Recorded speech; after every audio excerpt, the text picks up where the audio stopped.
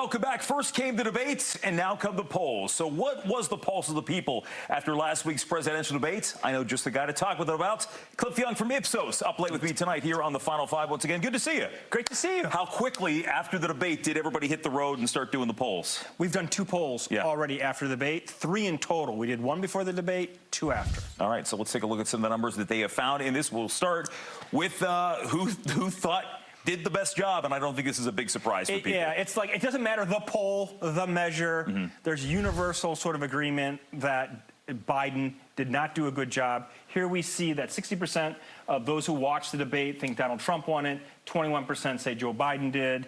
73% of people who watched the debate think that Biden did a poor to terrible job. And when you look at those, the excellent numbers there, certainly not many for Biden compared to Trump. No, not at all. All right. Let's take a look at what else we have here. Biden's debate performance falling short of expectations. I mean, look, we always talk about the expectations people have going into these sort of things. We've seen Trump versus Biden before. So were expectations wildly different than they were in 2020? Yeah, I think there was an expectation that obviously Biden wasn't going to do a good job. Maybe it was equivalent to Trump. What we see, though, is pre-post that Biden did not meet expectations. Trump did. Yeah. All right. Moving on to declining trust of mental fitness. This has been the biggest topic that came out of that here, and you broke it down by age and by party, at least in the Democratic side. Yeah, we were just looking at the key constituencies for Biden, and what we find is, like, overall, a significant decline pre-post debate. Like, people who watched it said, listen, he is not fit. And he really had some declines in important demographics. Take Black Americans as an example. 15-point decline, that's significant. That's a problem for him. If he is to reconstitute, reform, sort of, and bring back into the fold those specific demographics. We know how important the older voters are because they're the most likely to turn out. And when you look at the 13-point drop-off from before to after the debate, that's a pretty significant factor there. That's a large one as well. 65 plus tends to be more of a Republican sort of demographic than a Democratic demographic. You would assume that they would give him the benefit of the doubt, maybe. Yeah. There's some sort of affinity there. That did not happen. Super critique on his fitness. Another topic that we're looking at here in terms of where the voters went. Were they going anywhere? And this seems to be the trend where so much change, but nothing changed. I'm stealing your line there. That's okay, but that's what we find. We have, you know, basically, who would you consider pre-debate, who you would consider post-debate? Look at very little difference. 48% for Joe Biden before, 46% for Joe Biden after, 43% for Donald Trump before, 44% for Donald Trump after. No real change. We had a poll come out of the field today that showed exactly the same thing. Whether you're looking at voting intention, favorability scores, or approval ratings, nothing changed. Wow, that's pretty remarkable when you think about all the talk what the chattering class had to say here. In terms of the topics, what are driving the voters out there? And you really broke down so many different demographics here.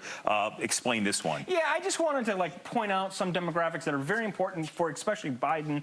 Black Americans, Hispanic Americans, kind of less affluent Americans, as we can see, less affluent Americans. They're all worried about the economy. They're all worried about inflation. And obviously, we looked at fitness as a key metric of the debate. I was also looking at Biden's ability or inability to connect with people emotionally on inflation. He didn't do that either. He needs to do that looking forward if he wants to bring these demographics back into the fold. And what's striking as we talk about this and we look at this here is immigration really just factoring in on the Republican side. Yeah, that's a Republican issue. Immigration. Yeah. That's what basically Trump uses to mobilize the base, and obviously use it to really good effect during the debate. All right, let's move on, and we're looking now at the other names, because now this is the favorite parlor game in D.C. If not Biden, then whom? But you got to look at the names out there and who people have heard of. That makes a big difference. Yeah, we took from our database. This kind of predates even the debate, but we want to get an idea about name recognition. You got to be known to be liked in politics, obviously. You can see that Donald Trump has 99% name recognition. Joe Biden, 99%. Michelle Obama, which we throw in there, is 98%. All the other, Kamala Harris, 97%, excuse me. All the other potential sort of candidates, Democratic heir apparents, really low in terms of name recognition. We did a poll today that just showed the same thing. There's a name recognition problem on the Democratic side. Well, and also when you look at Newsom, for example, if somebody who the Democrats sort of asked to step back, because that poll, again, as you mentioned, was from a couple of months ago, but not much change in that regard because he hasn't been hitting the campaign trail like I think he thought he might. We're looking at the potential Democratic presidential candidates and their favorability ratings, again, from that same general period out there. Michelle Obama said, I'm not running, I have no interest, and she seems like still the dream candidate for so many Democrats. She would wipe it up. Our poll today basically gives her a 10-point advantage in the horse race matchup against Trump. All the others, by the way, Kamala Harris, Gavin Newsom, Gretchen Whitmer, they're all maybe 2-3 points off from Trump. Once again, a name recognition problem. Yeah, well, as we look at all those numbers out there, we're always glad to have you here looking at just everything coming down the pipeline. So what's going to be the next debates in September? I'm sure, do you think we're going to see much fluctuation? Are we at that point where these fluctuations are going to matter? I think on the margins they still will. Yeah. I think there's a lot of indecision. There might not be a debate. If I were the Biden camp, I wouldn't want one. Will there be a Biden? We don't know. There might be another candidate. Right. We'll see. Lots of drama ahead of us, and we'll be here to talk about it. We will, with Cliff Young from Ipsos. Cliff, thanks again, Thanks a man. lot, Good man. to see you again, as always. We appreciate it. Final Five is back right after this.